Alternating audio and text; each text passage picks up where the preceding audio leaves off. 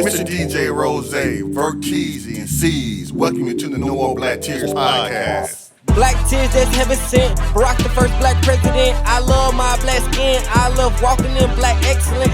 Black power, let's represent. All black, that's evident. I'm sure MLK and Malcolm X both didn't die for the hell of it. Strap a seatbelt, go and sell the land. What makes you think that we would sell our land? We wouldn't sell out now. What makes you think that we would go ahead and try to sell out then? No more black tears, black on black kids. Love as is, love with passion. Paying black bills, learning black skills, making black meals. Black is backing. Big shout out to Fred Hampton. I'm black and proud like I'm James Brown, but I ain't doing no acting.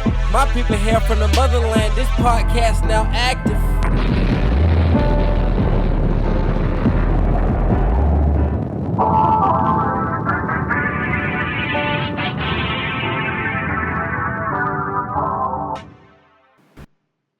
No More Black Tears. We back in the building. Make sure y'all go like and subscribe to the podcast channel, you know what I'm saying, on YouTube. Make sure y'all go like and subscribe. Man, we do it for our people, man. We do it for the people. And somebody did it for, I don't know what he did it for, but what we talking about today? Hey, man, we talking about Karmelo Anthony, man, not the basketball player, the young man in Texas who was just convicted 35 years of murdering Austin Metcalf. This is going to be episode 225, I believe, Rose.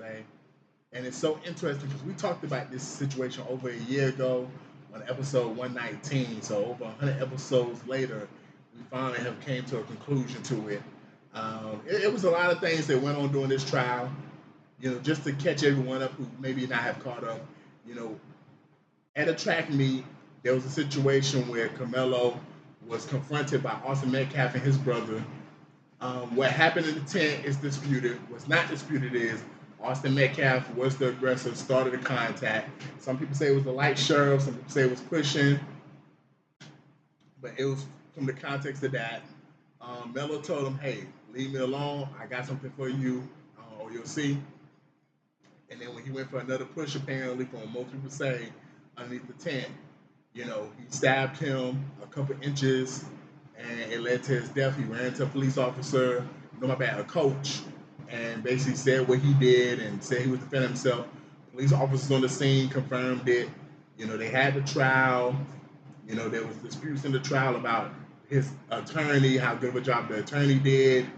You know, all the witnesses pretty much agreed that Melo did not start the physical part of the confrontation, but there was a lot of the kids who basically was saying he was not wanted underneath the tent. There was one white boy that basically admitted he did invite Melo to the tent. The defense attorney basically was like, was y'all friends? He tried to make it seem like they wasn't friends when they basically pushed him on it, showed pictures. He admitted to having a friendly relationship with him and to inviting him underneath the tent. Unfortunately, after only 3 hours of deliberation, though, you know, the jury, which was mostly white, made up of white people and a couple other minorities, but no black people. So I want to specify that. So there was minorities on the jury, but not black people. You know, decided to convict him of murder. There was lesser charges, unlike the Rick Chow situation. There was manslaughter. There was different degrees of murder. You know, and there was negligent homicide, which carries a maximum of 10 years. Which, for those who are listening, that's basically you committed an incident, but you didn't know it would lead to someone's death, basically. And in a lot of cases similar to this one that people have brought up online, people have gotten negligent homicide. What's your thoughts on the Karmelo Anthony situation? Oh, by the way, they all going to try to do the appeal. They've already basically in the works of that, and there have been people online from Cardi B to Charleston White, which he's kind of whip-walking right now because of some stuff going on. They have said out publicly they will donate to the defense. There was a GoFundMe, but it was recently revealed that the reason why the GoFundMe funds was not used to get a defense attorney was because apparently the funds to it got frozen. I was in the gym when it popped up on Fox News. And y'all know how Fox News do.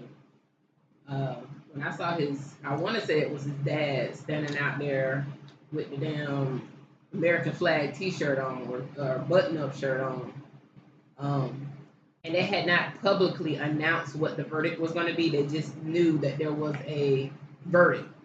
the courthouse, it started to get a little rough out there, and then you saw the police start to get out there, but they was pushing back his support team, and Carmelo's support. They weren't pushing away. I guess the guy that got killed. They weren't pushing his people away. It sucked because I'm looking around at all the other people on the treadmills and on the ellipticals and stuff, and everybody is looking at it because it's on all the screens at this point. They usually keep everything on sports. All the sports went off, all the highlights went off, everything was just the verdict. It's not shocking. I am hoping that his appeal process goes better. I'm hoping that he's able to get a better defense attorney. From my understanding, the defense attorney, the prosecutor, and the victim, in this case, I would say, his family, they all got along with each other. I don't understand why this was kept local. It sounded like to me it should have been taken and put into a different jurisdiction if that was possible. I don't know. I don't know all the legalities, but it ain't nothing new. I know last pod that I was on, I talked about family members protesting prior to. This was a situation where they knew that they were not going to get a fair trial. They've been speaking out. They've been protesting.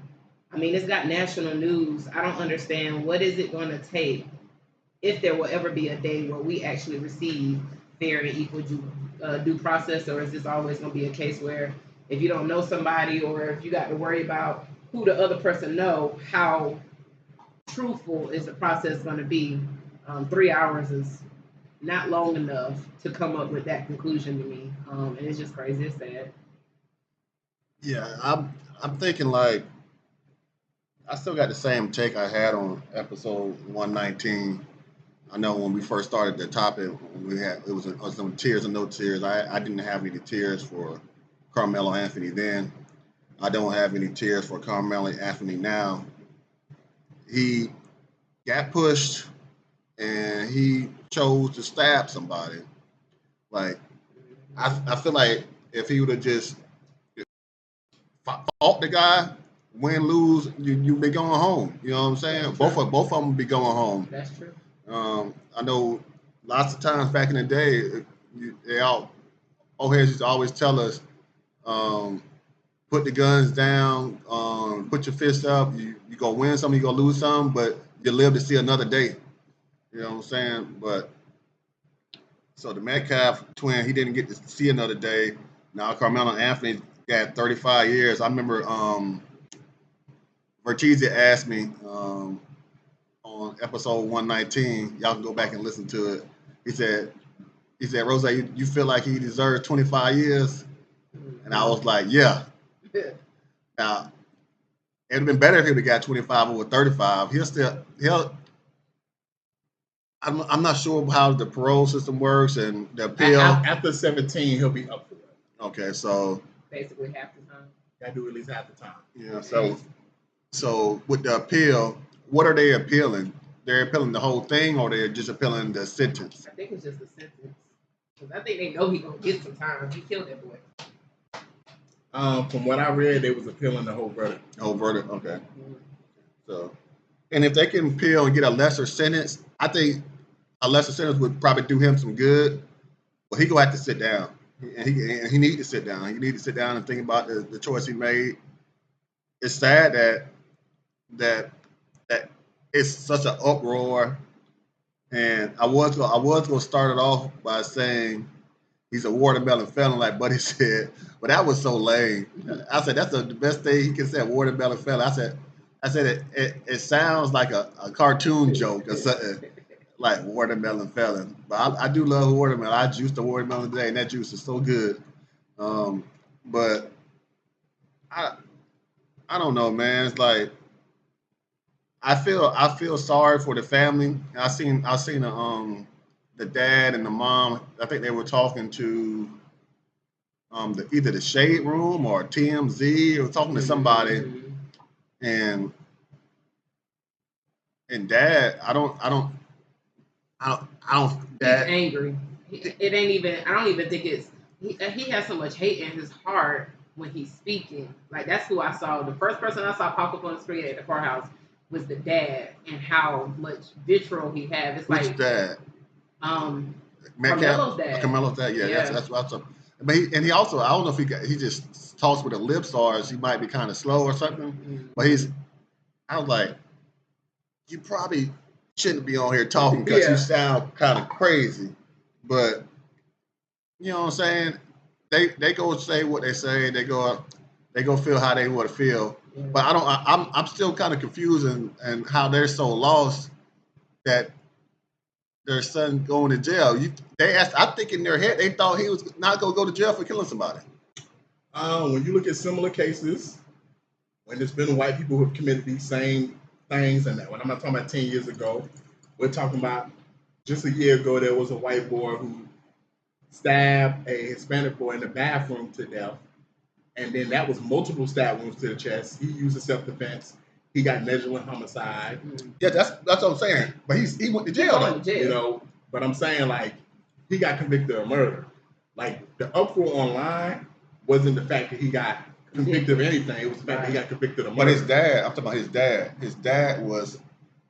I mean, that's his child. The role they're gonna play. That's his child. He should be upset. But also, when you look at America, we just had a situation where a black boy ran away from trouble.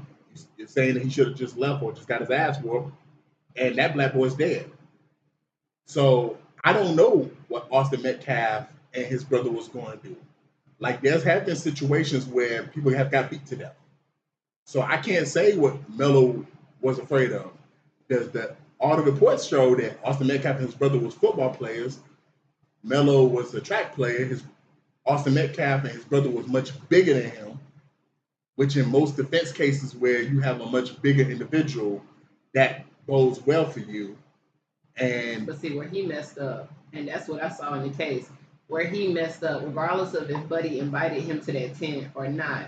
If someone is a terror to you, I watch a lot of Judge Judy, and the first thing she's gonna say is, if you think that person is, you fearful of that person, and the instigation or the problem happened elsewhere, and then you were invited or walked up to a tent where the tension was already high and you already had beef or problems, that's where I think that's the reason why the prosecution did the whole murder, first degree.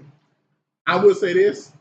I'm not going to condone what Melo did because he shouldn't have stabbed him, but I don't like that rhetoric of the onus is on him, because at the end of the day, why is Austin Metcalf walking up to someone he don't know trying to kick them out of a tent?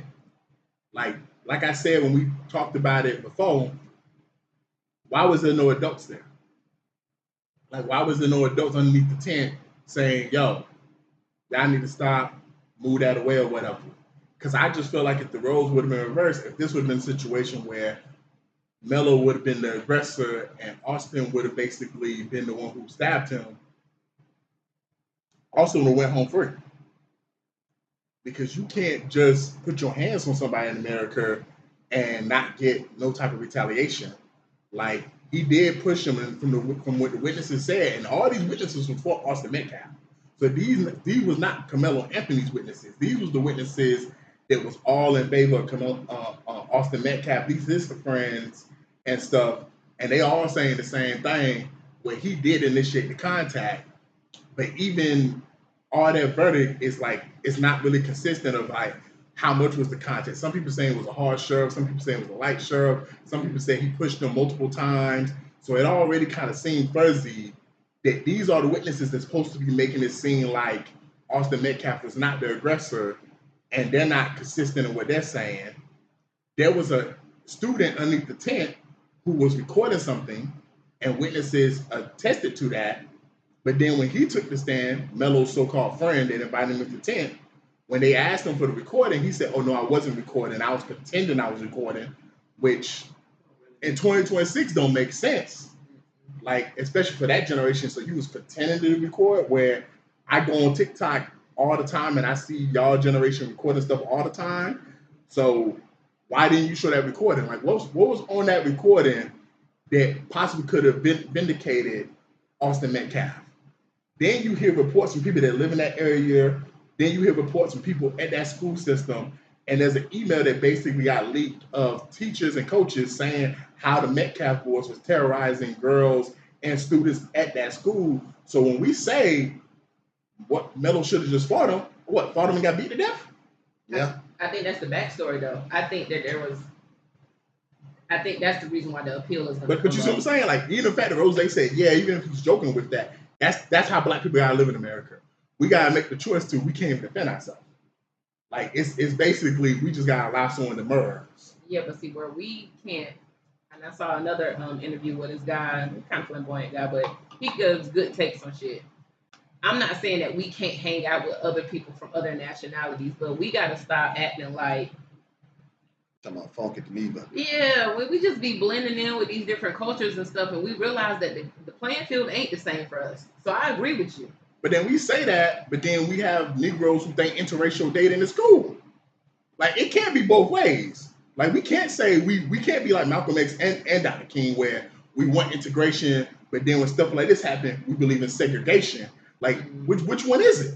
Like, do y'all believe that we should marry the opposite race and we should live amongst the opposite race and we should be treated like they treat us? Or we need to walk through life knowing that we African American, and because we African American, we need to try to like be like, yo, we can only be with them in certain situations, and we got to constantly remember this and remember that. Like, that's my mindset. But we've said on these mics, people have said on these mics, we can't think like that. So, like, it can't be both ways. Like, this is the America we live in. Like, that's why I said last week, America always going to remind us that you still a nigga at the end of the day. And this, to me, just reminded you, yeah, you a nigga. You don't have the same rights as white people do. You don't have the right to defend yourself. Because I feel like, I told MGH this, sometimes the conspiracies just be right. You're not going to convince me of sound mind and body that the Rick Child trial and the murder trial, which lasted a week, by the way, the average murder trial lasts 2.5 to 3 weeks. That's an actual statistic. The average murder trial, let me repeat this, lasts 2.5 to 3 weeks. This was a high-profile murder trial that got rushed in a week. It was done in a week. The trial started, it was done in a week. You're not going to convince me that there was no powers that be that wanted both these verdicts out around the same time to push the agenda to Black America like, yo, y'all still niggers. Because we got an incident where a young Black man, well, my bad, I want to be more accurate, a young Black boy, because he was 14, not a young Black man. A young Black boy was shot in the back and no justice was given. Then we got another situation where we get a young Black man who does the opposite. He's standing up for himself. So you can't say, what are we supposed to do? Well, you're supposed to shoot the gun. Okay, cool. So I'm 14, I shoot the gun. Now I'm doing 35 years in prison. Oh, you're supposed to run away. Okay, I run away. Now I'm dead. Like, you got to give me a scenario where it works out for Black people then. Like, which one? Do we stand up for ourselves or do we fight for ourselves? Like, which one it is? you gotta do what you feel is right. But what you doing feel right could lead you in the grave or in jail. That's where it's gonna happen. That's the way it's gonna happen. And I don't think we are. I think half of us are in this freedom fighter mentality where we want solutions on how things could change, or if things will ever change, or just to make it. We got solutions, or make it a conversation. Y'all just don't want to hear the solutions. What's the solution? We gotta stop associating with them people. That's the real solution. When y'all talking about dating these motherfuckers, and we got kids that thinks okay to be in relation with these motherfuckers, like, and y'all want to be like these motherfuckers, and y'all want to integrate with it, that's the solution. The solution is to understand we Black. The solution is to stop saying, I don't like watching certain documentaries on Black oppression because it stresses me out. I don't like having certain conversations about how it is to be Black in America because it just stresses me out too much. That's the solution. We gotta get out of that mentality. We gotta be like our ancestors. We gotta be like our grandparents. We gotta unite. We gotta be like, understand, yo, we need to be in the streets. Like, yeah, the family was protesting, but how many people in Texas who wasn't related to Carmelo Anthony was in them streets protesting every single day? Like, we got to get back to that sense of community we had in the 60s, in the 50s, in the 70s, even in the 80s and 90s, where we are supporting Black people to that extent. Like, that's the solution. The honest truth is, a lot of Black people just don't want to do that. Because the honest truth is, it don't affect your family, Rose, it don't affect your family, Nicole, so we don't really care. That's the honest truth. But when it affects your family, now we're going to have T-shirts, now we're going to be crying, now we're going to feel like, yo, what's going on in Black America? You can't just care when it happens to your family or someone you know. Because whenever these situations happen, you can ask MGH. I cry at situations like this. This bothers me. This disrupts my soul to see situations like this because I'm a black man. Before I'm a Christian, before I'm anything else on this motherfucking planet, I am black. And I wear that as a badge of honor to be black. But a lot of us as black people, we don't want to do that. We're not black first. We whatever it is first. I'm a father first. I'm a son first. I'm a Christian first. I'm a Muslim first. I'm a correctional officer first. Whatever the fuck it is, we that first, but we ain't black first. And we got to get back to where we as black people, we black first. And until we black first, we're gonna continue to have situations like this. And when they happen, we're gonna cry, we're gonna moan, and then we're gonna go back on to our everyday lives until it happens to somebody that we know. Because this is a 17-year-old man that was a 3.0 student. He had over a 3-point GPA, was a track star, and he had a bright future. And during this whole trial, they never talked about that. He never got in trouble with the law. He never had issues and stuff like that. But when they talked about Austin Metcalf, they talked about, oh, he was a good student. He was this and that. They talked about his character. There was a trial that had over 20-something witnesses, and they didn't have one person to speak up for Karmelo Anthony. That's a problem. But when we put our kids in these school systems, it's predominantly white.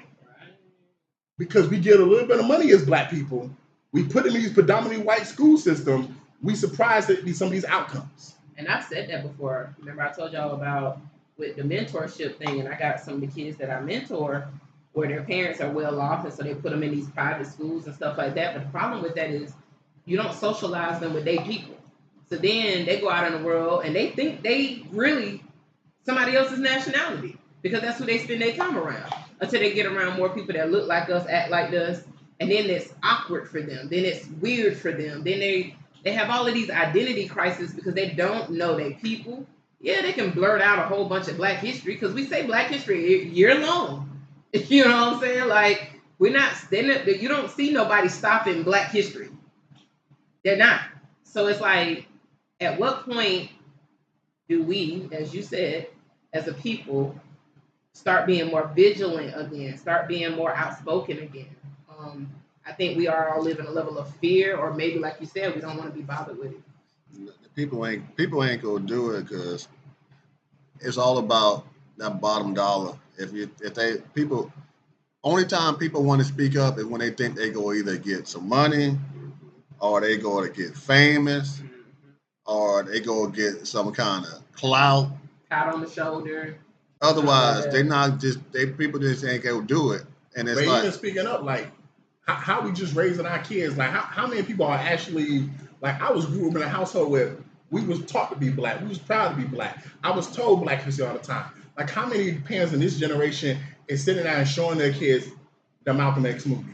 Is sitting down and showing their kids documentaries. Is sitting down showing their kids roots and showing them where we came from. Is sitting down showing their kids the Medgar Evers stories, where Medgar Evers was a civil rights leader who got shot in the fucking back in front of his fucking daughters on the footsteps of his driveway.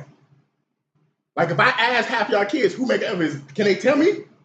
Like, we're not really educating the youth like that. So when you say, like, yeah, they're in these white schools and they think they're white, that's part of it. The other part of it is their parents forgot they black. Their parents don't want to remind their kids they black. I can't get mad at a 17-year-old kid that was raised in a household, and I ain't gonna say was taught to hate themselves, but wasn't taught to be proud to be black. I was taught to be proud to be black. That was preached to me when I was little. You should be proud to be black. Like, I had heroes. I had black heroes growing up. Like, some was athletes, some was civil rights leaders. Like, when I was taught about Muhammad Ali, the last thing that I was taught about Muhammad Ali was his boxing career. One of our friends, I ain't gonna say their name, smart individual, got a college degree, living good. We was talking about Muhammad Ali last year. They didn't even know that Muhammad Ali went to had to go to the Supreme Court to fight for his freedom. They just thought that we called him the greatest because he was just a boxer. This is a 30-something-year-old man. And that's no disrespect there. If that educated brother don't know that, how is a 17-year-old kid supposed to have pride in being black? Like this shit get really deep. This shit get really deep. It get deep. It get in deep. Because a lot of black people, they don't want to be black in America.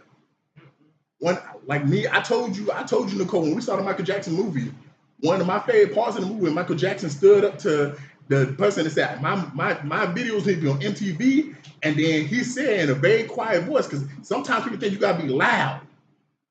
He just said in a very meek voice, I am a proud black man. Like, when the last time have you told your kids, have you told people around you, I am proud to be black, and you should be proud to be black? I be on the conversation with some people in the group, and they like, yo, I'm tired of you talking about all this black shit. Can we change the conversation? Like, we need to get back to that, because this shit right here, like, when the Trayvon shit happened, we was in college, I want to say. And that disturbed my soul. When the Ahmaud Arbery situation happened, that disturbed my soul. Because that's a brother jogging in his neighborhood. I got a homeboy to my right who walks in the neighborhood every day. 2 white men thought it was cool to chase him and shoot him in the back.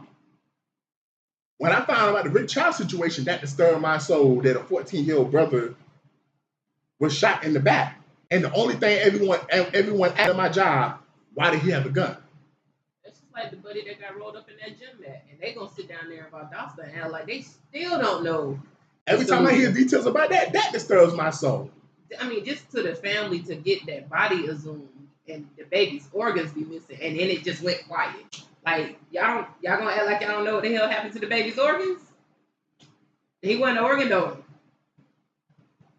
Man, being black can't be a fashion statement, man. It can't be a statement of being cool.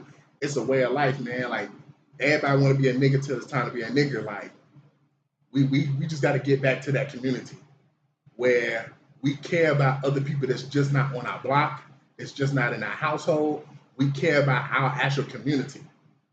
Like, the stuff that my grandparents told me that they did back in the day in the community, like when them boycotts was happening, like people like Rose was giving neighbors rides to work. I don't even know if we got people with that mentality today in the black community in 2026. That if we was to say, let's boycott something and we not gonna, do this, is people gonna really help their neighbors to make sure the boycott lasts? But people forget that boycott lasted over a year. That wasn't no 3-week event. That wasn't no month event. That was over a fucking year of people trying to figure out how to get to work. Look, niggas couldn't even stay out of Target. They had a whole press to trying to boycott a situation, and niggas couldn't even stay out of Target. Exactly. Yeah. I mean, a lot of people did stay out of Target. And you can Google black-owned stuff. You can go to other places and shop at other places. You can Google companies that support DEI and stuff like that. Like, it seems like as this technology has grown and we get more technology at our fingertips, we're just more disconnected from the movement. And that's in the Bible. And I just feel like if Dr. King, if Malcolm X, if Fred Hampton, if Medgar Evers, if a lot of black people who gave their lives for this movement saw a lot of brothers and sisters today, they would be ashamed of where we became. Like, I really do feel like that episode of Boondocks where Yuri brought Dr. King back, because in that episode he didn't die, and Dr. King was like, is this what I took all them ass whoopings for? Because some of us got grandparents that took ass whoopings. Now, some of us got grandparents that didn't grow up in the South, so that's different. If you didn't have grandparents that grew up in the South, I don't know what they was doing in the North. I'm gonna be honest. I don't know how the North was. So that's just different. But some of us got grandparents that grew up in the South. The South was fucked up. Yeah. The South was fucked up. The North was fucked up too, but the North wasn't as fucked up as the South. And some of us got family in Alabama, Mississippi, and Georgia. But some people listening to this podcast got family that grew up in Texas. Texas was real fucked up. But you know what? Another reason that make you a proud black person too, though, how close you are to the elders that grew up in that time period. I saw something the other day. It was like, y'all waiting on the NAACP to show up. Half the people in the NAACP dead. I don't know what y'all waiting for. These niggas ain't alive no more. You are the new NAACP, my nigga. They don't have nobody no more. Jesse? Who's still living? Reverend Al Sharpton's still alive. He's still alive.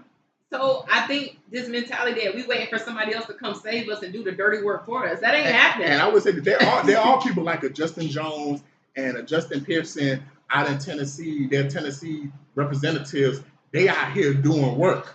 You do got a Jasmine Crockett out here that's just doing work for the movement. But you also got niggas, some is coons, online always tearing down Jasmine Crockett. She was a representative for Texas, though, right? Yeah, I think she was a representative for Texas. Right. Well, that's the thing, though. When that woman was running for what she was running for, what was it? Senator. I think she was running for senator. You ignorants didn't even try to go vote. That's another problem.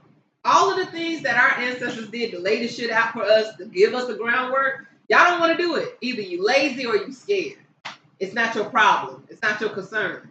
You don't even want to vote. Hell, half the people running around here in Richmond County that's running for office, they all black, and you niggas still ain't going out there to vote. So I don't understand what we expecting. I don't know why we expecting anything different, to be honest with you. Now we shouldn't expect nothing different because the niggas we got, they cool with the status quo because it's like anything, like I said earlier. Long as it's not happening to me, long as everyone in my household is cool, I don't really care what's going on in that household next door. But the problem with that mentality is, and I remember this picture that was on the wall when I was in my criminal justice department, and it said, when they came for the Austrians, I said nothing. When they came for the Jews, I said nothing. When they came for the Polish, I said nothing. When they come for me, who will say something? Like, that's the issue with that mentality of, I'm just worried about my household. Yes, shit is going down at a block from you, but when it gets to your household, who's going to be there to stand with your household? And I'll add this last piece. When I was in leadership with church, one of the things that our pastor was trying to teach us is about a burden of ministry. We don't want to call something a burden. You know, when you have a baby and you birth that baby, the women don't want to say it was a burden birthing that baby. They always talk very prideful about having a child or whatever the case may be. They may talk about it, but, you know, we don't have the burden to our black culture no more. Because if we had the burden of understanding that being black can be a burden sometimes, it's hard. Y'all want it easy. It's not easy. If everybody carried the same level of burden, it don't matter. Everybody don't all have to do the same thing. Everybody do your part. Where are you at in your career or your office, school, or somewhere? Where are you actually showing yourself to be proud about, like as Levert say, to be a black American? We get so caught up in all of the fanaticals. Oh, they this shade, or they African American versus pro-black American and all this other stuff. You black. At what point do we carry the burden that our ancestors carried? We don't carry it no more. That's the reason why Roots was such a big deal. The whole point of Roots was so that every generation would know what happened the generation before. We done got so comfortable where we assume we know shit and we don't be knowing a damn thing. Like, I'm with you, Levert. There's times where there's stuff about black history that I think I know. And then I'm like, oh, I didn't even know that. But did I do my due diligence to actually know it past what my school taught me, or maybe to the understanding that my grandmother may have known? We're getting to a point where we're too comfortable. We like the cars, we like the sports, we like the money, we like the flashy, we like all the things, but we don't want to be pro-positive black when it's time to be pro-positive black. I don't know, that's scary. I want to wrap it up. You said something about voting, man. Voting is important. That's one of the ways to be a jury, be a registered voter, not have any felonies on your record and stuff like that. I said this during the Rick Child trial, and I said this in MJ's this week about the Karmelo Anthony trial. We got to start looking at these juries a little bit more, man. Like, when these juries come up to these decisions, we need to do just like we do with these athletes. We got Game 5 tonight. We talked about it on the Week of Sports. After every single game, every play is available for the media, and the media can ask them many questions. Why you made that pass? Why you did this? We got to treat life like that too.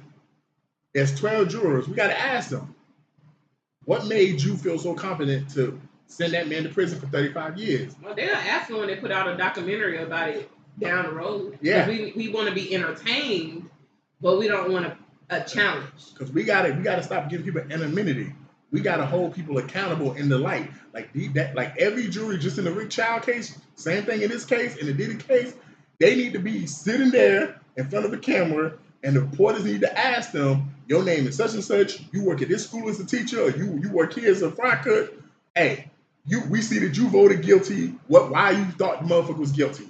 And we need to hold these motherfuckers accountable, because there's no way in 2026, in the words of D.L. Euclid, we can get basically an all-white jury to convict a black man, and that's not a big uproar.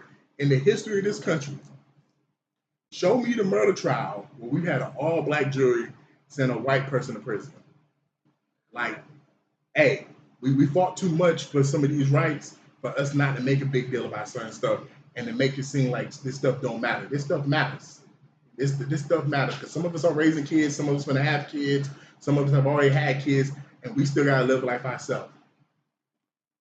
Unfortunately, like I said, man, this situation is very sad. A lot of tears in the black community. Moving on to TNT, everybody. Tears or no tears. Dynamite. Boom. So somebody who did not have tears was, your rapper's favorite rapper, Boosie. Oh, damn. So he came out and he said, I'm having a pool party. And somebody DM'd him saying, hey, I want to come to your pool party. I love you. Are transgenders allowed? Yeah. And he responded back and said, nah. And then he made a couple videos after saying, yo, man, nah, I don't want no transgenders coming to my pool party. Man, it's the same way when you go to the establishment, you got to have a suit and tie and this and that. They're not going for certain stuff. Hey, same thing here. I got rappers. I got ball players. I'm trying to protect people. No, can't no transgenders come. We got to fight for our straight rights, man. Tears or no tears, y'all. Yeah, I got tears because people was giving him a hard time for saying that. It's like, how y'all give this man a hard time to who he want at his party? So he make the rules at his party at his house. He can invite whoever he want to invite. And I'm pretty sure if a transgender showed up to the party, they're not gonna turn them away unless they're in their trip. If they pay their money to get in there, then I'm pretty sure they're gonna be allowed in there. But now you can't be in there causing a ruckus or causing a problem, then maybe you gonna get put out. But I'm pretty sure if a transgender showed up and they paid their money, nobody was gonna say you can't come in here. If he did do that, there's nothing wrong with that either. The only way I see you getting kicked out is if you got in there and you showed your ass. I remember, who was it? I ain't gonna put my boy out, but I have a homeboy when we was in school. Homeboy will tell you real quick, I don't have no problem with nobody and what you do. Do what you do. It's the getting all loud, getting all in my space, bumping into me. Like, as a man, if you are in a space with a whole bunch of hood niggas and you are a man, you should know, carry yourself accordingly, way the fuck over there. It's probably gonna be a lot of bitches in there. You really like hanging out with the bitches, go over there and hang out with the bitches. But I don't think nobody gonna stop you from walking in after you done paid your money. Like, I just doubt that be the case. I don't think nobody's gonna stop you if you paid your money. He just wanted the attention by messaging. And you don't say nothing. But if you say you're a transgender, hey, Boosie pretty much stand on business. Right. I'm just saying, in my opinion, I don't think it matters if you paid your money. If you walk in there and you say, yeah, I'm transgender, hey, I'm about to come in here, I ain't paid, then they're gonna be like, oh, now Boosie said y'all niggas can't come in here, get the fuck on. Get the fuck on. Yeah. And I believe that. I don't think there's nothing wrong with that either. No. That's what I'm saying. Like, but that's what I think is going on. I don't think people just gonna sneak in. Let's take his feelings out the way. What would make somebody in their right mind? That's like if I had AIDS and Bootsy say, I don't want nobody around me with that shit. What would make me want to come into a middle of a party and say, I got AIDS, everybody? That don't make. Only reason why I would do that is if I want the attention on me. So the only reason why somebody in any form of homosexuality, I think for the transgender, it's just about safety, man. It's about making sure you're in a safe space. Like the AIDS, I understand that. People don't even know that, but we talk all the time that them transgenders need to declare themselves, because you don't want to be in a place and you start getting comfortable with someone, then you tell them you're a transgender, and then they start showing out, and then Boosie shows out, and then now there's a whole bunch of niggas trying to do you some harm. Now I got to give you a woman's perspective. If a man is posing as a woman, if you know that you are a man and this man don't know you a man, that's why you need to say you're that's why when you come in the party, no, you need to say I'm transgender. I'm just not interested. Thank you. Because if you trying to act like us. Yeah. That's the thing. Am I tripping? If the transgender male is trying to come off as a woman, they want to be like women. A woman is not going to say something nasty about herself to get that man to understand I'm not interested. If you want to be classy, that's what I'm saying. But they don't view themselves being transgender as nasty. No, not all. But a person that would wait to know that he feels that way, to say, I want to come boost, but I'm a transgender, I don't feel like that's you just putting it out there because you want people to know who you are. I think that was them trying to get a rise out of him. They know that nigga gonna go from 0 to 100. They could have potentially trying to get a rise out of him, but they could have also potentially know Boosie history with that community and probably wanted to know, like, hey man, I'm a transgender. Is it cool that I come? I'm just trying to come and have fun. Because at the end of the day, even though these rappers like the Baby, who they try to cancel Boosie, that they sometimes say homophobic stuff and have homophobic stances. At the end of the day, a lot of gay people in the gay community fuck with their music. So I see I think there's plenty of transgenders that love Boosie music and would love to party with Boosie and stuff like that. Yeah. You know. I wouldn't tell that nigga. No. But I have no issue with Boosie's stance. I don't have no tears. Like, you know, if he say he don't want the people there, cool, man. Hey, just don't come. Just know you're not welcome. Just know you're not welcome. If anything, sneak in the party, get Boosie drunk, fuck him. Hell no. Instead of being the topless party, it should have been a bottomless party. Then all the conversation is done. Right. But what if they had the surgery? And the conversation is done. Oh, okay then. So they are women once they chop their dick off. No, we didn't say that. Hey, you said the conversation done. The conversation is done. You can come in. Hey. If you got to depend on only that to be able to tell something wrong. Hey man, it's 2026. You might have already liked it and didn't even know it. This ain't 2002 no more. These surgeries, they make it indistinguishable. Some of these niggas is better bitches than the bitches. All y'all used to have to worry about is if a bitch was funky, if she got a crazy baby daddy, or if she was really the only thing y'all really had to worry about is a bitch that was gonna lie about her age. Now y'all got to worry about if they even bitches. Yeah, we do. Hey man, talking about bitches. So there was this one nutty bitch that was feeding the squirrels in her neighborhood on the side of the street, of the house. And the neighbor was like, "Stop feeding the squirrels," and he was trying to sweep it up. Now, for context, this is a black woman and this is a white man. And as he's trying to sweep up the nuts, the bread, my bad, she picks up a 2x4, starts tapping him, and he says, "Stop feeding the fucking squirrels." And she keeps tapping him, starts hitting him. Then the wife says, "You need to stop it. We're going to call the cops." She gets the 2x4 and basically makes an attempt to hit the wife. And that's the first time in the video the white man gets mad and said, "Don't you touch my wife. Don't you do that." And then basically they finish sweeping it up and somebody drive by and say, "What's going on here? I need to chill out." And this bitch feeding the squirrels. Man, I got tears of laughter. I thought this shit was just funny because why is you feeding the squirrels, first of all? I'll say this real quickly. I see both sides of it. Like, she can feed the squirrels. I don't see a big issue with that. But I also do understand where she was feeding them at was in kind of a neutral part. It wasn't completely in her yard. And one thing, bro, you don't want to really invite animals to a location because shit can get real crazy and you don't know what animals have. And that couple could have had little kids that come outside and now a squirrel bites them and we just don't know what we can go from there. So I see both sides, but at the end of the day, if you want to play with animals, go to the zoo. Yeah, I got tears, man, because man, it was her world, man, and I'm just a squirrel trying to get a nut or bread in this situation. Yeah, so yeah, man, don't feed the animals, man, especially not in front of my house. Right. Go do that in your backyard. You want to feed them. Walmart or Target or wherever the hell y'all at. I hate when they do that. I hate when they feed the pigeons and feed the birds, throw all that bread out there and all the birds. I like to ride slowly through them and scare the birds and get them out the way.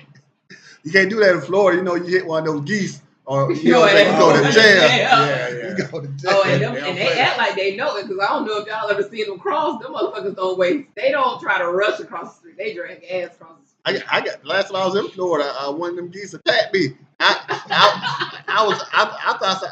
thought it was gonna move. I was like, "Oh, it ain't move." I said, "I'm just looking at it."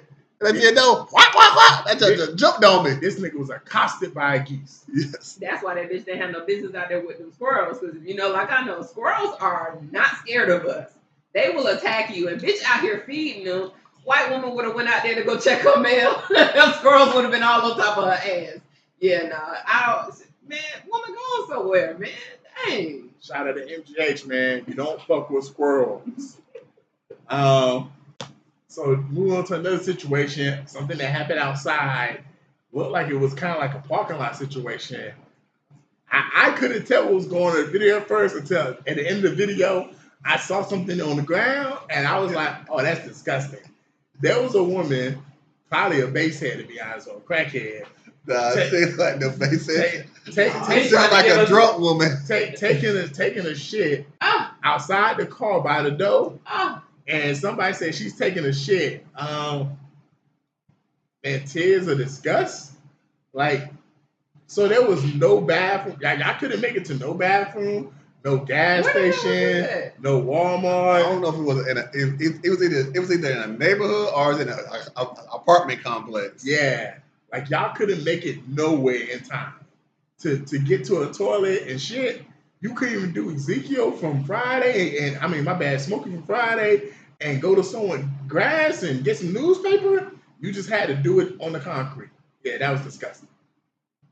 Yeah, don't do drugs. Yeah, I ain't got no tears. She got me more than drunk. I agree with Levert now. That had to be a crackhead. Yeah, but it's like, and they went and picked it up. But I don't think the person that did it picked it up. I think her friend picked it up. Her friend picked it up. She was drunk as shit. Because the friend was handing her toilet paper or something too. That bitch was drunk as shit. The friend was in the the driver's seat, and her toilet paper. Bro, Don't do drugs. If my homegirl sitting next to me coming pull over, I got a shit. Girl, what? You better hold it. I'ma shit in your car. No, bitch, hold on. Man, you got to be on the highway and there's no exit nearby for that to be acceptable. You cannot be in civilization. You cannot be in civilization. You know how embarrassed that bitch was the next day? Her friend had to tell her she took the shit in the concrete. And furthermore, bitch, I went and cleaned it up. So we got beef. I don't know what you talking about, but we got to have some conversation. It's kids be playing out here. Pick that up. Pick that up. And the lady kept saying, pick that up. And I'm like, what do you mean? How's she gonna pick up some pee? How's she gonna pick up pee? And then it's like, no. Then you see it. And you like, oh, and then when you it was see actual it. When you see it, you wish you didn't see it. Oh yeah, that bitch I was mad. I didn't think the video was gonna show it. I was like, okay, it's just interpreted that she took a shit. But then it shows the shit, and it's like, I ain't gonna lie. I was like, man, thank God I wasn't eating no food. Your ass was embarrassing next day, girl. So a woman going from a woman taking a shit to a woman that don't take no shit. There was a situation where a woman was on a date and she was talking about, it's attractive niggas here and stuff like that. And she basically just wasn't taking her date serious. And the date was like, well, he said, she said, she asked him something like, well, what about the other women here? And he said, they're not as beautiful as you or attractive as you. Tears and no tears, y'all. But this woman not taking her date serious. Yeah. You ain't gonna know until you go. Yeah. It was. They don't all work. Yeah, I ain't got no tears for her. And I ain't got no tears for him because he stood there and he probably paid for the food and everything. Hey, he should have left. Bring us a check. This ain't working out. Yeah, he should have left her there. Yeah, man, I ain't got no tears. This is what simping looked like in 2026. I don't watch the show, but I saw a clip from it. It was Abbott Elementary. Ava, the principal, was on a date with this light-skinned nigga with glasses who just apparently had some show on Netflix, Nemesis, I think. Yeah. And so on the first date, they had a restaurant, and he trying to do small talk, and that bitch basically being ungrateful. So finally he says, hey, man, can we get the check? She said, why would you do that? Well, it seemed like we're not having a good time. And that's when that bitch realized, oh, I'm not flirting with this nigga. I'm being a bitch, and I'm losing my chance with him. Yeah, so she started opening up and kind of expressing herself more. You gotta watch the show. It's not an excuse, but when you watch the show, that bitch don't get along really with nobody. No, she's an awkward person in general, and she's so smug to everybody. Yeah. From the clips I've seen, that's her characteristic. Yeah. But that nigga let it be known, I know my value as a man. And I'm successful. Spoiler alert, they end up dating because he put her in her place, and she recognized real quick, like, he may look like a little quiet, nerdy guy, like she can just talk to all kind of ways, but that ain't that nigga. And that's what you got to do as a man in 2026. You can't be simping out here Like that nigga talking about, but you're the only beautiful woman here. Hey, that's when you say, all right, cool, bitch. Hey, man, hey, check or, yeah, it's bad bitches in here. So, hey, I'm either gonna fuck you or one of these other bad bitches, bro. I don't care. Talking about bitches and situations they want to be in. So there was a woman who was caught on camera changing a tire. And her nigga was just kind of just watching her change the tire, walking around, sat in the passenger seat, and basically just let her change the tire. I got tears of laughter. One, a real man does not watch his woman change a tire. He turns his back as she does it and plays on his phone. That's the first thing. So, brother, next time, don't look at her change the tire. Just turn your back on her. Secondly, people in the comment section was mad at the dude. Man, that bitch where she want to be at. She wanted to be with that type of nigga, and that's the type of nigga you got. Can I go? Can I go? So I ain't got no tears. Tears of laughter. Right on top of what you just said. The way that nigga stared at her further lets me know, bitch, oh no, this ain't nothing new. He treats you like that. So no, I don't have no tears because bitch, you with that raggedy ass nigga. And I will have tears for one aspect. I hope, no, this ain't even tears. I hope that you have seen better and maybe this isn't just your ignorance. But ma'am, I promise you, if you ever hear this, you do not have to stay with nobody if that's what you got to be doing. And I'm not saying we too good to pump gas. But that nigga looked at you like, yeah, bitch. So either he whooping your ass or he just don't give a fuck about your ass because ain't no way, not no real man. I ain't never been around no man. I got brothers and I don't think I've ever pumped gas in front of none of them. Yeah, I ain't got no tears. When I first seen the video, I was shocked. But then I had to think. I forgot I was from Memphis. I had to think. I was like, oh, buddy pimping. Yeah. And she on punishment. Easy money pimping. She on punishment. Yeah, so change that time, and I'ma watch it. So that's what it was. Ain't no way that man just sat there and watched this girl change the tire. And my bad, I meant to say he tires. told her, hey, we need new tires on the car. I meant to say tires, not gas. I meant to say tire. Tire. So he was pimping like, oh yeah.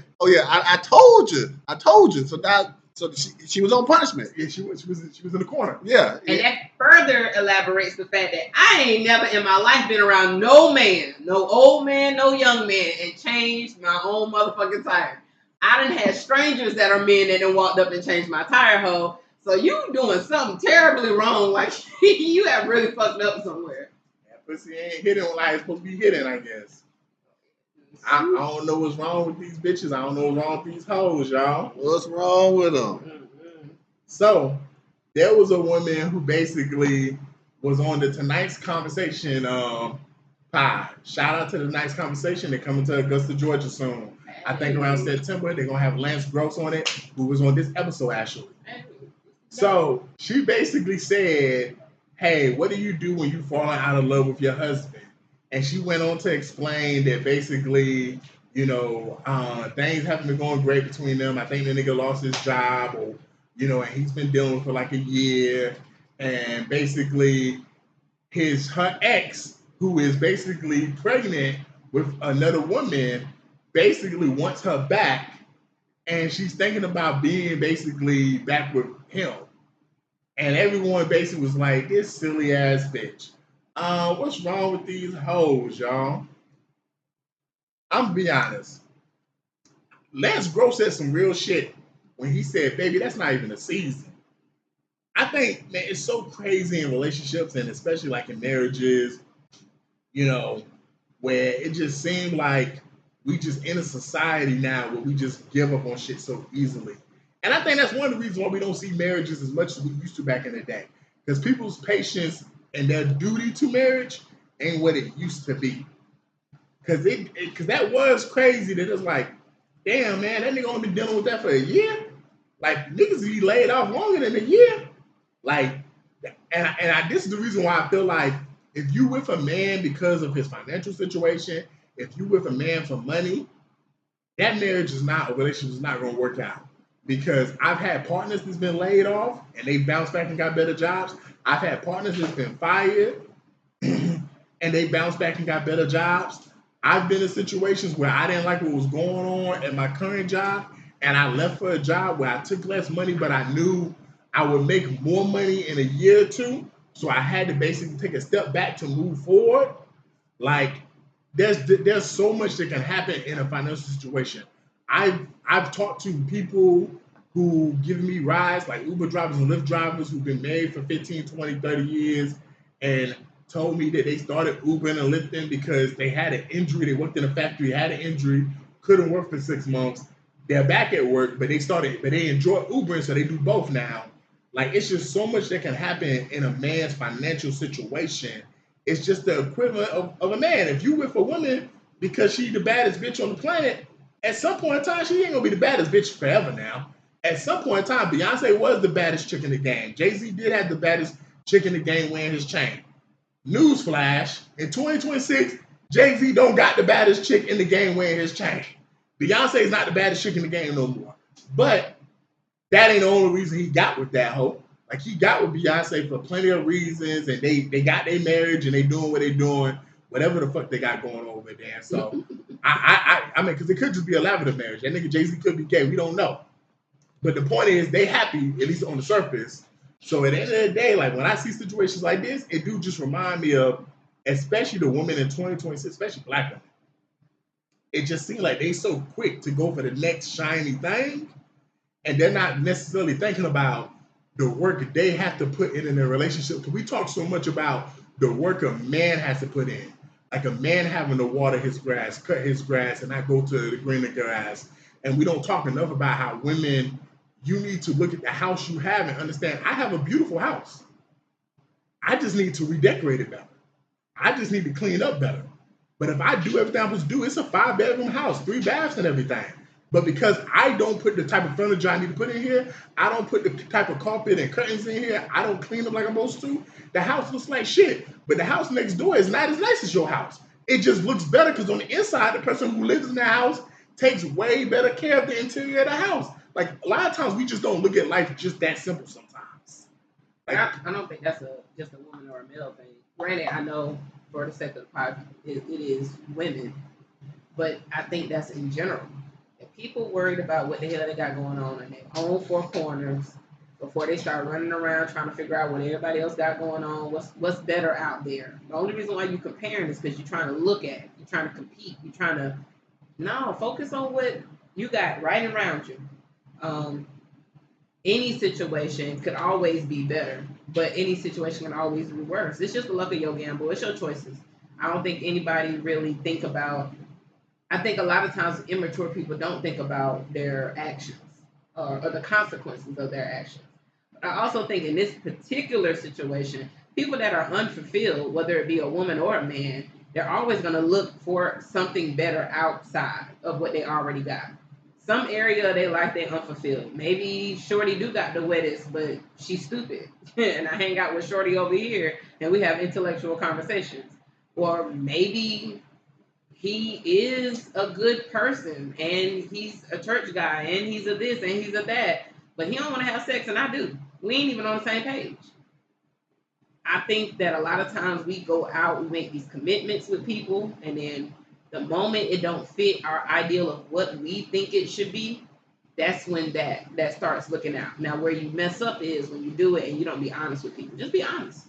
Tell somebody. I think a lot of times Shorty would put more curtains up and stuff like that. If somebody said, and not just your friends, your spouses, I think this raggedy. Whatever you're doing is raggedy. Tell them. So either they're gonna fix it or they're gonna say, now I'm comfortable with that. If they comfortable with it and you ain't, then there go your answer. So I feel like it's layers to it. I feel like we can always deviate down just to women versus men. Not saying that that's the case, but in general, when you look at it for people in general, yeah, it's not a surprise. This is the same story. We just telling it with a different scenario. Yeah, I know the girl that pooped. You said she was smoking crack. This lady would have to be smoking sun. Yeah. And because it wasn't a cigarette, she was smoking sun. She was on some dope. She wasn't. She just delusional. And they roasted her. They roasted her so bad, like did you really just get up there and say this dumb stuff? And they roasted her so bad, and she deserved to get roasted like that. Like she was rotisserie chicken up there. She was a bird too. Yeah. So it's like it was. who she is. That's her. And it's like, and he don't even deserve her. Like he deserves better than that because they was trying to say that they was saying like you need to go back and you need to make sure, but buddy, you deserve better, man. You deserve better. I mean, unfortunately, man, like, nah, she wasn't smoking nothing because there's a lot of women in 2026.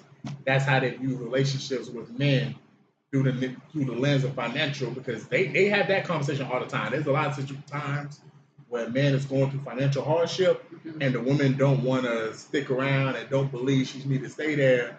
And it's just one of those situations where it's like, man, we in 2026, women are no longer marrying for love and they're not in relationships for love most of the time.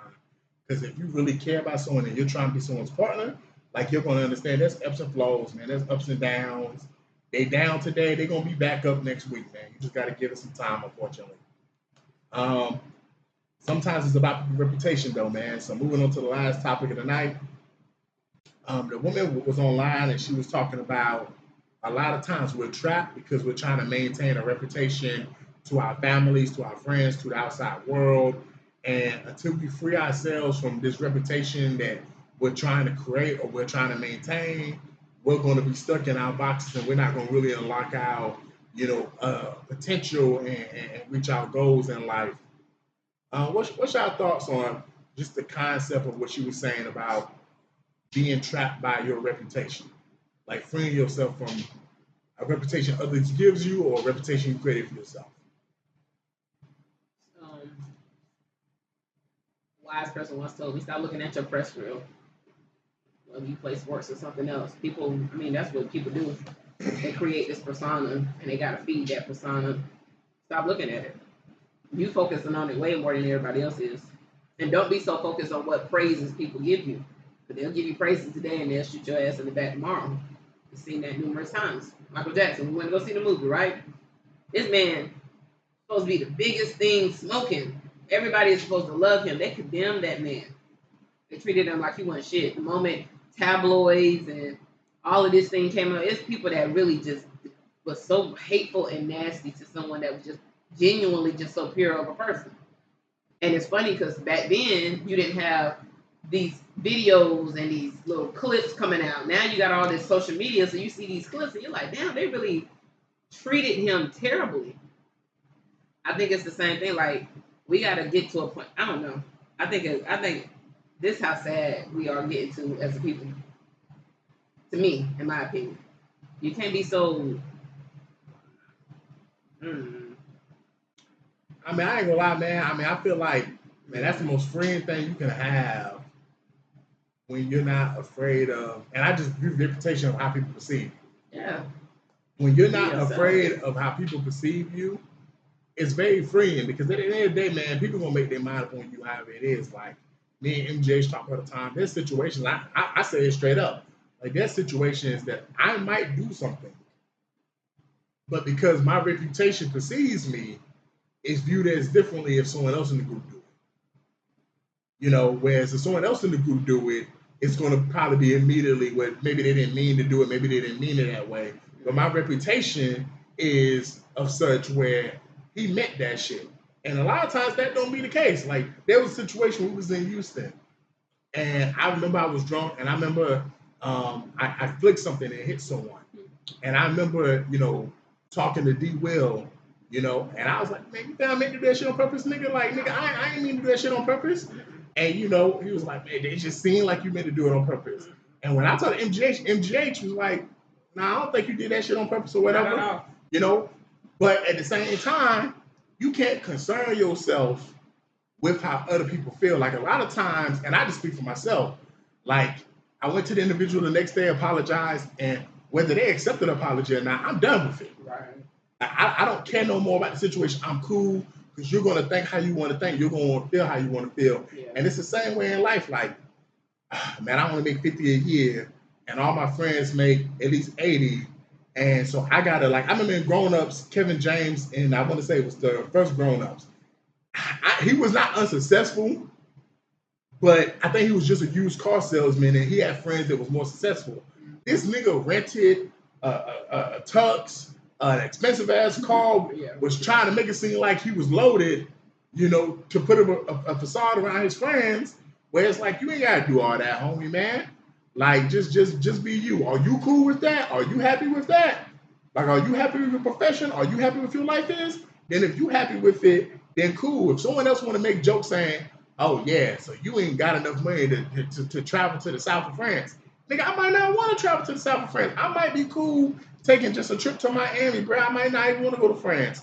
Like, but when you start thinking too much about, I got to perceive the certain type of way to these people and those people, and it's not even just like it's groups of people. Like we become millionaires around different groups of people. I don't want my family to see me this way, but my friends can see me this way. But then when I'm at church, I don't talk a certain way at church. And I'm not saying you got to cuss around the church, but a lot of people in our church would tell you, Brother Scrooge, Brother Levert, he a clown. The same clown I am around y'all, I am there. I just tell different type of jokes. I tell more church-friendly jokes. I joke about how the pastor be falling asleep. I joke about the deacons and stuff like that. Like, I'm the same clown that I am with my friends when I go to church. Like, that part of me does not change. You know? So if you meet the church members, they're going to say, yes, Brother Scrooge is in here. He does what he was to do. But he makes everyone laugh all the time, and this is what he do. He don't take nothing serious. He make jokes about Bible scriptures and stuff like that. But you can't try to just be all things to everyone. Like, you got to first look in the mirror and say, what's authentic to me? And once you authentic to you, I think that's the thing that I tell a lot of the youth at my church the most. And I've told my younger cousins, like, you got to be you authentically. And if you can be you authentically, everything else will filter itself out. Like, when you're you, people can tell, oh, that's you, versus this is a facade you're trying to put up. This is a characterization you're trying to create or whatever. And a lot of times you can tell. That's why some people, you can be around a group of people and I might be able to make a joke and nobody get offended, they just laugh. But then someone else make the same type of joke and people get mad because that's not really your character to do that. Like, you doing some shit that you're forcing it and people can feel that it's forced. You know, even when you want to be a nice person, you can't, if you're not a nice person, and I hate to break it to y'all, most people ain't nice people genuinely. They're not. Most people only care about themselves and people around them. They're not genuinely nice. And you can tell when someone's being nice because they just want people to praise them or applaud them, or they just want people to talk about them in a certain way. Versus somebody who's just generally nice because they just doing something because they just feel like, hey man, this is just the right thing to do. Yeah, so when you go into, what I know I said this before, but that's how people get anxiety and depression when they always worry about what other people are thinking. But like you said, it's freeing when you could just don't have to worry about what other people think or what other people say about you or let things just brush over you. It is freeing, and it's like, oh yeah, I don't have to worry about that. That's one less thing I'm that's in my brain, bubbling around. You know what I'm saying? And the reputation, those things could change. You know what I'm saying? Over time, you can have a reputation of, because you know some people when they was in high school they was probably a bully, but then they grow up, now they're not a bully anymore. You know what I'm saying? Or you know what I'm saying? Some people were into books or nerds, and now they thugs. Yeah. Are they really thugs? Hey, are they really thugs? That's the persona. Yeah. Or is that just a character they play? That's the facade. When they walk out the house. Yeah, so you know how you go to when you go to high school, but then when you go to college, and then sometimes you might go to a same college as some of your other high school people, like, you was not like that in high school. What happened to you over the weekend? I mean, over the summer. Yeah. Or like 50 Cent said, "Oh, homie, you was a man in high school. What happened to you?" Yeah. Man, I remember one time we had a homeboy that went to our high school, and there was a couple of us, local, go to the same colleges or whatever. Buddy was literally at our college telling people, I mean, I ain't going to no huge college, telling people like he was the man. he was doing this, he was a star basketball player, and this, that, and the other. And we like, nigga, no, you wasn't. From what class? Like, not from the class that we just graduated from. And he was dead ass about it. And he played football and he played basketball, and he was never playing. He was always on the team. It's a difference. I ain't trying to, bust buddy's bubble, but that's what they be doing. They try to create a whole nother persona. Now he in the big leagues and he trying to live it up. Trying to be like the Jeffersons. Yeah, man. I mean, and like I say, to what you just said, it can be very exhausting because at the end of the day, you can't be that 24/7, man. You can't be even if it's not even a character you're trying to play. Even if it's just, I'm known as a nice person and I don't want to have an outburst because I'm afraid people might think I'm being mean or whatever. But sometimes you just gotta let life just come naturally. Like, okay, cool, you had an outburst because, you living life. It was a lot of stressful stuff that happened today. People pushing your buttons today. So you just shouted, you cussed or whatever, and you snapped on everyone. And your real people, they ain't gonna look at you differently. They gonna understand that you was going through a rough moment. But even if they do be like, damn, bro, they're not as nice as we thought they was, bro, you don't want to enslave yourself where you can't feel real emotions and live life authentically and live in the moment because you're just worried about how people may perceive you at the end of the day. And I'm not gonna lie, at the end of the day, we think that we own people's minds way more than we actually are. Like, we feel like there's interactions we have with people, and we feel like those interactions stick with those people, and those people replay those interactions over and over and over. Like, if you fought in class, for some reason we go home and we think that that's the highlight of everyone else's day in that class. That all they're gonna do is talk about how you passed gas in class, where people have a million things that happen to them in a day. Like, somebody mom could have got diagnosed with cancer, someone else could have got cut from the basketball team, somebody else probably trying to figure out what I'm gonna eat for dinner, and then somebody else probably had a class that they flunked, or somebody else probably, just broke up with their girlfriend or whatever. Like, they're not really even thinking about that little one moment. Now, when you bring it up, they're like, oh yeah, you did do that yesterday. You did pass the gas in class. I forgot all about it till you said something just now. So I definitely do think that's something that this girl hit the nail on the head, that we do got to get to a point as individuals, we are not trapped by what we want people to see us as. Like, people going to see you however they see you. Just live your life. Facts. Final thoughts, everyone? No, I ain't got nothing. Go ahead. What you got? Hey, man, so Dr. Javois Hollingsworth and Dr. Arlene Gordon Hollingsworth, made a show called Gracie's Corner. It started online on YouTube. It's a fun little show where they try to teach kids. It has music. They're married, obviously, and they're black. They're both black. And it was actually a popular show. I've seen it pop up my YouTube feed before, and I saw it on TikTok before. It was announced a day or two ago through ABC that Disney has bought the rights to the show. They will retain ownership of the show, and now that show will be on Disney Plus. Man, sometimes you can start stuff with humble beginnings. You can start stuff with a purpose, man. At the end of the day, you ain't always got to have an end game when you do certain stuff. Sometimes this couple, they might not have thought that it was going to lead to this, but they said that they was talking to their kids one day, and their kids wanted a certain type of show, and they figured that other parents would want that and be entertained by it. And they had a purpose, man. When you follow a purpose that God has given you, everything else will come soon, man. So congrats to this black couple, this black married couple on this show, this black show. The fact that they got signed with Disney Plus is a huge deal, man. In the words of Airbnb Rakim, peace. Yes, man. Y'all please catch us at the next light. Man, we in traffic, and I'm back quiet. Mr. DJ Rose, Verkeezy, and C's, welcome you to the No More Black Tears podcast. Black tears that's heaven sent. Barack the first black president. I love my black skin. I love walking in black excellence.